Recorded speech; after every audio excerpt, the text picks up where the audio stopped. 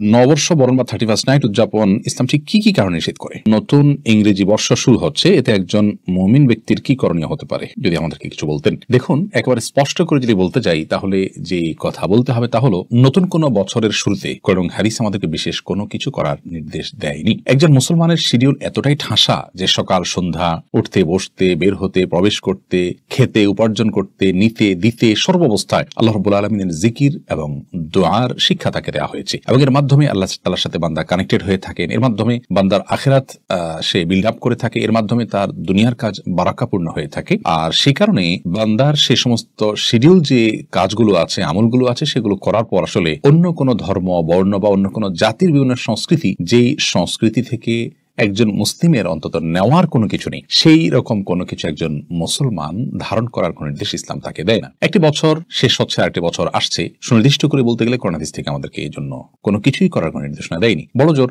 আমরা সকাল সন্ধ্যার যে সময়গুলো দেখি, দিন শেষে, রাত শেষে আমরা আল্লাহর কাছে দোয়া করি, ইস্তেগফার করি, ক্ষমা প্রার্থনা করি, হিসাব মেলানোর চেষ্টা করি, নতুন করে আল্লাহর কাছে সংকল্প করে ভালো থাকার চেষ্টা করি, পুরাতনগুলোকে আল্লাহ তাআলার কাছে ক্ষমা চেয়ে মাপ চেয়ে নিই। এই যে কাজগুলো আমরা সকাল সন্ধ্যায় করি, দিন শেষে করে থাকি, সপ্তাহ শেষে আমরা জুমার রাতটাকে বিশেষ গুরুত্বপূর্ণ রাত এবং জুমার দিনটাকে বিশেষ গুরুত্বপূর্ণ দিন হিসাবে আমরা ইবাদতবন্দি করার চেষ্টা করি। ঠিক একইভাবে বান্দার বছর শেষে বা জীবনের কোন এরকম টার্নিং পয়েন্টে দাঁড়িয়ে আল্লাহ তাআলার কাছে তার পেছনের সমস্ত ভুল ত্রুটিগুলোকে হিসেব নিকেশ করে আল্লাহর কাছে মাপ চেয়ে নতুন করে জীবন গড়ার সংকল্প করবে। এটাই একজন বুদ্ধিমান, একজন বিচক্ষণ, একজন বিবেকবান, একজন মুসলমান মানুষের কাজ। বিধায় সেই কাজগুলো আমরা করবো। এর বাইরে নতুন বছরকে বরণ করে নেওয়ার নাম করে যে আনুষ্ঠানিকতা এবং বাৎসরিক উৎসব, এটি প্যাগান এবং প্রকৃতিবাদীর মধ্যে ছিল, অগ্নিপূজকদের মধ্যে ছিল, পরবর্তীতে খ্রিস্টানদের মধ্যে আসছে। আজ সেটিকে আমরা জাতি ধর্ম নির্বিশেষে সবাই গিলে নিচ্ছি, কারণ ভোগের কোনো উপকরণ, ভোগের কোনো উপলক্ষ পেলে আমরা হুমড়ি খেয়ে পড়ছি। কেন করছি, কি করছি আমরা নিজেরাও জানি না। অথচ আবু দাউদের বর্ণিত হাদিসে নবী করিম সাল্লাল্লাহু আলাইহি ওয়াসাল্লাম বলেছেন, মান তাশাব্বাহা বিকওমিন ফাহুয়া মিনহুম, যে ব্যক্তি কোনো জাতির সাদৃশ্য গ্রহণ করবে সে তাদের অন্তর্ভুক্ত হবে। তিনি একজন মুসলিম, তিনি সংস্কৃতির দিক থেকে যথেষ্ট সমৃদ্ধ, যথেষ্ট রিচ। তাকে আল্লাহ তাআলা দুটি চমৎকার উৎসব দিয়েছেন সারা বছরে, সাপ্তাহিক উৎসব হিসেবে জুমার দিন দিয়েছেন এবং আনন্দ ভাগাভাগি করবার জন্য, ভোগের জন্য আল্লাহ তাআলার বাতানো পদ্ধতিতে যথেষ্ট উপায় এবং মাধ্যম ইসলাম রেখেছে। নতুন করে কোনো উপকরণ বা নতুন কোনো মাধ্যম আবিষ্কার করার প্রয়োজন নেই, আর কারোটা কোনো ধার করার প্রয়োজন নেই। এই ধার করাটা এই জন্যই আমরা করে থাকি যে আমাদের মধ্যে ইসলাম সম্পর্কে সঠিক ধারণা নেই এবং অ্যাজ এ মুসলিম আমরা প্রাউড ফিল করি না, আমরা কতটা সমৃদ্ধ রিচ সেটা আমরা জানি না। এই কারণে আমাদের মধ্যে এই ত্রুটিটা দেখা যায় এবং অন্যদের সংস্কৃতিকে ধার করার মানসিকতা আমাদের মধ্যে আসে। যাই হোক, নববর্ষকে বরণ করার জন্য বিশেষ কোনো সংস্কৃতি, বিশেষ কোনো কালচার শিক্ষা ইসলাম আমাদেরকে দেয়নি। এই শিক্ষা পুরাটুকুই প্যাগান প্রকৃতিবাদীদের, যারা সময়কে পুজো করে, বিভিন্ন সময়কে পুজো করে, সময়কে আপনার বিভিন্নভাবে উৎসবের মাধ্যমে উদযাপন করে তারা সেটা থেকে ভালো কিছু পেতে চায়। এটা তাদের নিছকই কুসংস্কার। একজন মুসলমান এ ধরনের কুসংস্কার বিশ্বাস করতে পারে না যে বছরের প্রথম সময়কে ভালোভাবে উদযাপন করলে সারা বছর ভালো যাবে। আল্লাহ তাআলা আমাদেরকে বুঝার তৌফিক দান করুন।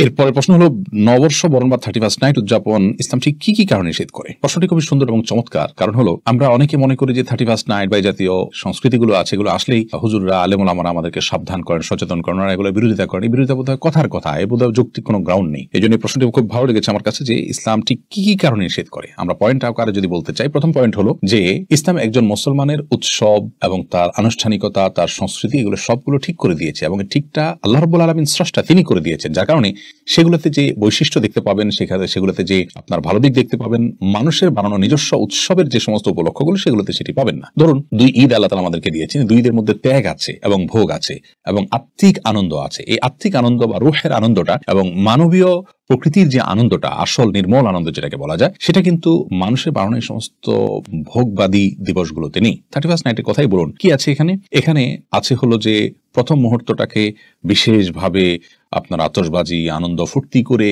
গেয়ে নেচে এটাকে উদযাপন করা। কেন করা হয়? যাতে করে সারা বছর ভালো যায়, যাতে সারা বছর ভালো যায়, এই উদ্দেশ্যে যে করা হয় এটার ইতিহাস বলে দেয়। আমরা হয়তো অনেকে 31st নাইটের এই সমস্ত কালচারে অভ্যস্ত, এর জন্য আমরা নিজেদেরকে প্রস্তুত করছি অনেকে এখন থেকেই, কিন্তু আমরা জানি না যে এই কালচারের গোড়ার ইতিহাসটা কি। গোড়ার ইতিহাসটা হলো প্যাগানরা, প্রকৃতি পূজারীরা এবং অগ্নি পূজকেরা, তারা নাইরুজ উদযাপন করতো। নাইরুজ মানে নতুন দিন, ফার্সিতে ইরান থেকে শুরু, এর পরবর্তীতে এটা খ্রিস্টানদের মধ্যে ছড়িয়েছে, আস্তে আস্তে অন্যান্য ধর্মের মানুষ সেটাকে আপনার গ্রাস করেছে। এই যে একটা কালচার, সংস্কৃতি, একজন মুসলমান কখনো ভিন্ন ধর্মের, ভিন্ন চিন্তার, ভিন্ন বিশ্বাসের মানুষের কালচার ধারণ করতে পারে না। সেটাকে ধারণ করার মানে হলো আপনি আপনার কালচারকে আপনি অপ্রতুল মনে করছেন, আপনার কালচারকে অসমৃদ্ধ মনে করছেন, রিচ নয় এমনটি মনে করছেন, ধার করার প্রয়োজন মনে করছেন, এটি তো সঠিক নয়। দ্বিতীয় কথা হলো যে এই যে প্রথম সময়টাকে হেসে খেলে নেচে গিয়ে উদযাপন করলে সারা বছর ভালো যাবে, এই ধারণা কোরআন হাদিস আমাদেরকে দেন, ইসলাম কোথাও বলেনি। অতএব একজন মুসলমান যদি এরকম কোনো কিছুতে কল্যাণ আশা করে তাহলে সেটা এক ধরনের শিরকিপূর্ণ বিশ্বাস, শিরপূর্ণ বিশ্বাস, এবং সেটা এক ধরনের ত্রুটিপূর্ণ বিশ্বাস। মুসলমান মনে করবে আমার দিন শেষে আমি ভালো কাজ করলে আমার রাত ভালো যাবে, রাত শেষে ভালো কাজ করলে আমার দিন ভালো যাবে, কর্ম অনুযায়ী আমার ফল আসবে, আল্লাহ রাব্বুল আলামিন এর কাছে আমি আমার ভালো এবং কল্যাণের জন্য দোয়া করব। এ হলো একজন মুসলমানের কনসেপ্ট, একেবারে পরিষ্কার এবং ক্লিয়ার। এর বাইরে আপনার প্রথমটা ভালো গেলে পরেরটা ভালো যাবে, সবগুলো ভালো যাবে, প্রথমটা খারাপ গেলে সবগুলো খারাপ যাবে, এটা নিছক এবং নেহায়েতি কুসংস্কার। আশ্চর্য হলেও সত্য যে আজকাল যারা এই সংস্কৃতিকে ধারণ করে থাকে তাদের বেশিরভাগই নিজেদেরকে বিজ্ঞান মনস্ক দাবি করেন। তারা ধর্মের কথা বললে নাক সিটকান এবং বিশ্বাস বলে সেটাকে এড়িয়ে যেতে চান। অথচ এই যে প্রথম প্রহরকে ভালোভাবে উদযাপন করলে বছর ভালো যাবে, এটা কোন ধরনের বিশ্বাস হতে পারে? এটাকে তারা কেন অনুসরণ করছেন? এই প্রশ্নের উত্তর বোধহয় তাদের কাছে খুঁজে পাওয়া কঠিন হবে। যাই হোক, খোলাসা কথা হলো যে এই প্রথম প্রহরকে ভালোভাবে উদযাপন করলে সারা বছর ভালো যাবে, এই বিশ্বাসটা কুসংস্কার। আমাদের সমাজে অনেকে প্রথম প্রহরে আপনার ঝাড়ু দেখলে মনে করে সারাদিন তার খারাপ যাবে। প্রথম প্রহরে দোকানদার শুরুতেই কোনো কাস্টমার যদি বাকিতে কিনতে আসে তার কাছে, তিনি মনে করেন যে পরের সময়টা খারাপ যাবে। এই যে মানে সংস্কৃতিগুলো, কুসংস্কার জন্য যে বিশ্বাসগুলো, এগুলো ইসলাম এলাও করে না। ঠিক একইভাবে প্রথম প্রহর ভালো গেলে সব ভালো যাবে, এটাও ইসলাম এলাও করে না। দ্বিতীয়ত, আমাদের তরুণরা আজকাল এবং গোটা সমাজে আমরা আজ ভোগের মধ্যে হাবুডুবু খাচ্ছি। ভোগ ছাড়া আমাদের কাছে আর কিছু নেই। ত্যাগের যে শিক্ষা সেটা আমাদের সমাজ থেকে আস্তে আস্তে হারিয়ে যাচ্ছে, এবং যার কারণে মানবীয় গুণগুলো আমাদের মধ্যে থাকছে না। মানুষের মধ্যে মানবীয় গুণ না থাকে তাহলে সেক্ষেত্রে মানব সভ্যতা হুমকির মধ্যে পড়বে। মানুষ থাকবে কিন্তু তার মধ্যে আচার আচরণ থাকবে পশুর মতো। এই মানুষ গোটা পৃথিবীর মানুষের জন্যই পরস্পরের জন্য আপনার বিপদের কারণ হবে। এই জায়গা থেকে উত্তরণের জন্যই যুগে যুগে নবী রাসূলগণ মানুষকে মানবীয় মূল্যবোধ জাগ্রত করার চেষ্টা করছেন না। সেই মানবীয় মূল্যবোধ জাগ্রত করবার অংশ হিসেবে আমাদের উচিত হলো ত্যাগের শিক্ষা আমাদের মধ্যে ধারণ করা। এই সমস্ত সংস্কৃতি, 31st নাইট বলুন, নববর্ষ বরণের যত কালচার আছে বলুন, এই সবগুলোতে শুধু ভোগ করো, ত্যাগের কোনো শিক্ষা নাই। বিধায় এগুলো থেকে আমাদের বেরিয়ে আসতে হবে। তৃতীয়ত, বিজাতীয় যে সংস্কৃতিগুলো আছে সেগুলোতে আপনার বেলেল্লাপনা, অশ্লীলতা, মাদকের ছড়াছড়ি, উন্মাদনা এবং যত প্রকার অপরাধের মৌলিক কার্যক্রম আছে সেগুলো সবগুলোর উপস্থিতি আছে। এগুলো আমাদের সমাজকে অস্থিতিশীল করছে আমরা জানি। মাদকের ছড়াছড়ি হচ্ছে, অর্থের অপচয় হচ্ছে, লক্ষ লক্ষ কোটি কোটি টাকা অপচয় সারা বিশ্বের বিভিন্ন প্রান্তে হচ্ছে, আমাদের দেশে হয়। অথচ ভুখা নাঙ্গা বহু মানুষ এই সময় কষ্ট করে, শীতে বহু মানুষ কষ্ট করে। অতএব একটি বিজাতীয় সংস্কৃতিকে আমদানি করে এনে সেটাকে আপনার উদযাপনের যে কালচার আমরা দেখতে পাচ্ছি, এটা মূলত আমাদের এক শ্রেণীর বাণিজ্যিক সাম্রাজ্যবাদ এর ধ্বজাধারী যারা, তারা মূলত গোটা পৃথিবীর মানুষের পকেটের টাকা কুড়ানোর একটা মাধ্যম বানিয়েছে। সবার কাছ থেকে কিভাবে টাকাটা কালেক্ট করে নিয়ে আসবে, সবাইকে আবেগে বোধ করে দিয়ে বিভিন্নভাবে খরচের উপলক্ষ তৈরি করবে।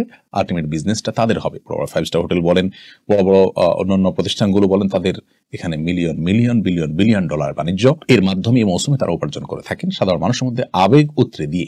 এর পাশাপাশি মানুষের আবেগকে ভোতা করে দিয়ে, ইমানি চেতনাকে ভোতা করে দিয়ে শয়তানের এজেন্ডা বাস্তবায়ন করা হয়। আল্লাহ তাআলা আমাদেরকে এই সমস্ত সংস্কৃতি থেকে বেঁচে থাকার তৌফিক দান করুন।